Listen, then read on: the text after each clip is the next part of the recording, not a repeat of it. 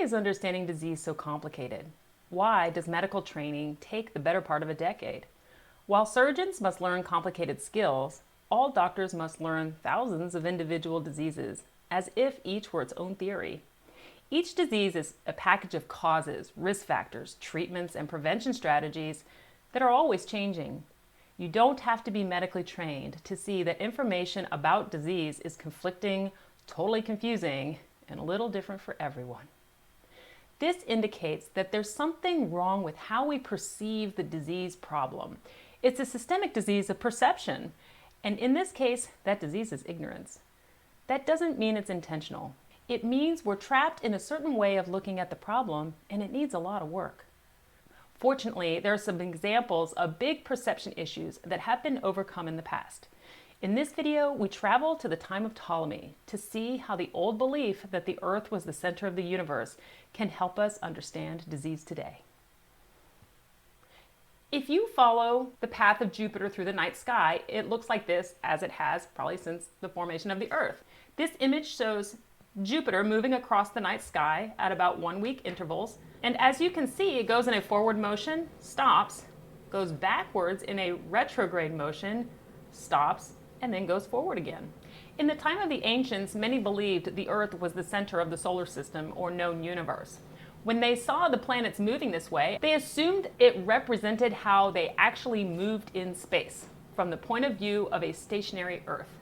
Ptolemy famously developed a complicated model to explain the mechanism by which the planets moved in this fashion. It was a system of epicycles. An epicycle is a small circle whose center moves around the circumference of a larger one. You can see it here. This is the large circle that is imaginary. There's the small circle rotating on it with the planet on its circumference. As the small circle rolls along this large circle, it creates this looping pattern. This was the basic principle underlying Ptolemy's model of the universe. This is a great website, School of Physics. It's for ages 14 to 16, and it captures these concepts perfectly. To the right is the epicycle diagram. As you can see, the Earth isn't exactly the center. There's a couple of correction factors, adjustments, etc. made here to make this model work. It's not surprising because it's not an accurate depiction of reality. When I look at this, it makes me think about risk models and disease. It's extraordinarily complex at every level of disease understanding today. Is it possible that risk models are just a theoretical construct that's completely made up to overcome this complexity that we see? Absolutely. Moving down, we see the proper setup of the solar system. The sun is in the center with Earth orbiting around it and Jupiter too. We now know that it's the perception of the night sky from a rotating Earth that is revolving around the sun relative to another planet that's revolving around the sun that creates this very complicated picture that we see in the night sky. The difference between Ptolemy's view is he saw the night sky and believed that his perception, that what he saw was reality, that perception is reality. His attempt to reverse engineer what he saw in the night sky produced this complicated system. When Copernicus and Galileo came along and put the sun at the center, it accounted for some conditions that were not accounted for in Ptolemy's model, which include that the Earth is rotating on an axis and revolving around the sun in the third position in the planetary system. That information could never be reverse engineered by looking at the loopy-loo in the night sky. This is an example of perception of reality. It means we understand the conditions that are affecting our perception. Today, our view of disease is extremely complicated, and we use risk models to create something more akin to geocentrism, but it does not help us reverse engineer the actual relationships of elements involved in the disease process. This is an interesting science blog by Jean-Pierre Luminet, looking at the story of Ptolemy and his epicycles. His theory was a fit the facts approach, since he did not depart from the 1500-year-old philosophical principles set forth by Aristotle. It's worth mentioning down here that Ptolemy's system, while it did plot the motion of planetary movement within a fairly impressive degree of accuracy, it was so complicated that it was not fully understood by Western civilization until the 15th century.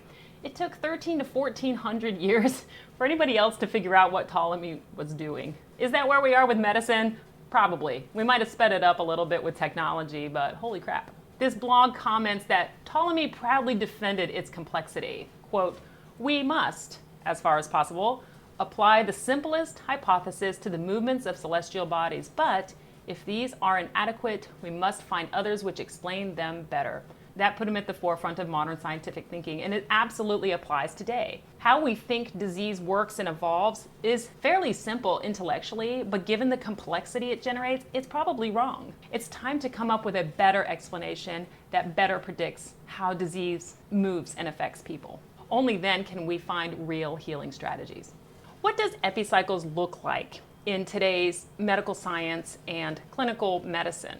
Let me show you. Cytokines are inflammatory markers at the cellular level that communicate between cells and within cells. If you type in cytokine map, these are diagrams to try to connect the interrelationships between all of these molecules and transcription factors and all of these things happening at a very small level. You can see pretty quickly that these maps are insane.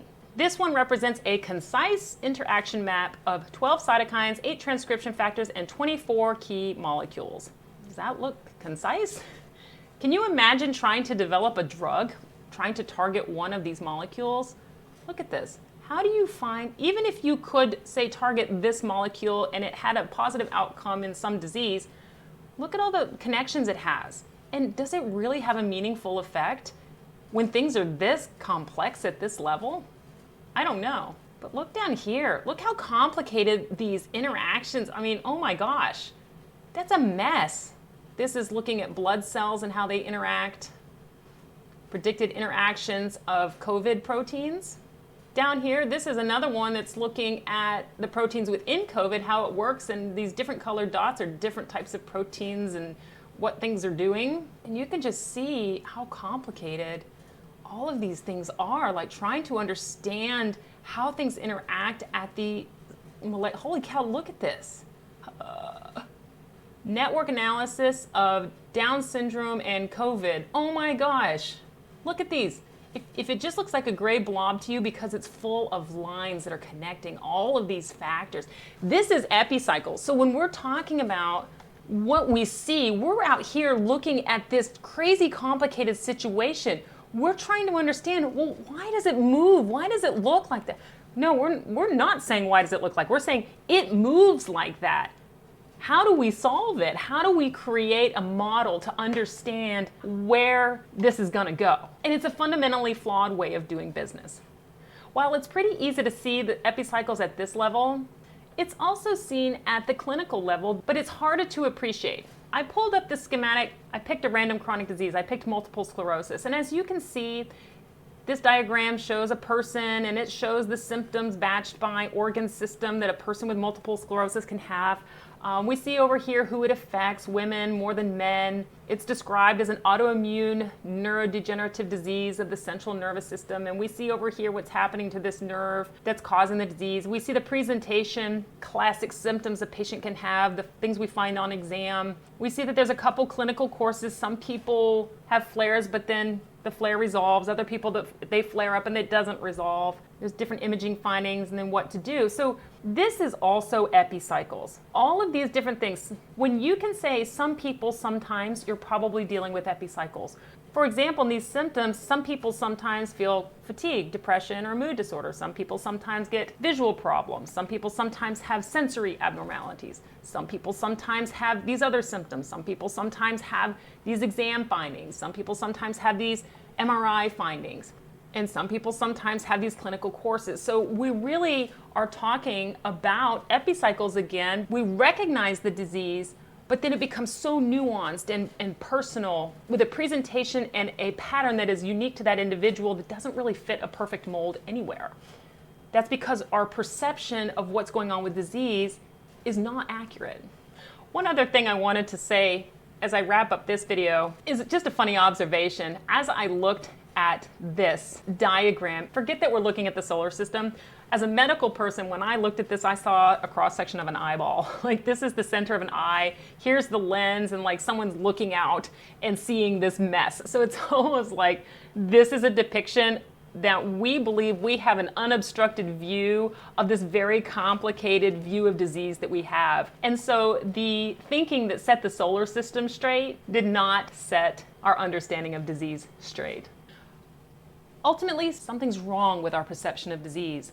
We see all of these elements and they're very complicated, and how they interact seems absolutely mind-blowing, because it is. We don't have the elements right, and we don't have their relationship to each other right. And until we can do that, we will never be able to reverse engineer an accurate understanding of what's happening in disease. Until we fix that problem of ignorance, we will always see disease as an insanely complex and unpredictable process that negatively impacts people. While research does make progress in helping improve people's lives, I don't think it's good enough.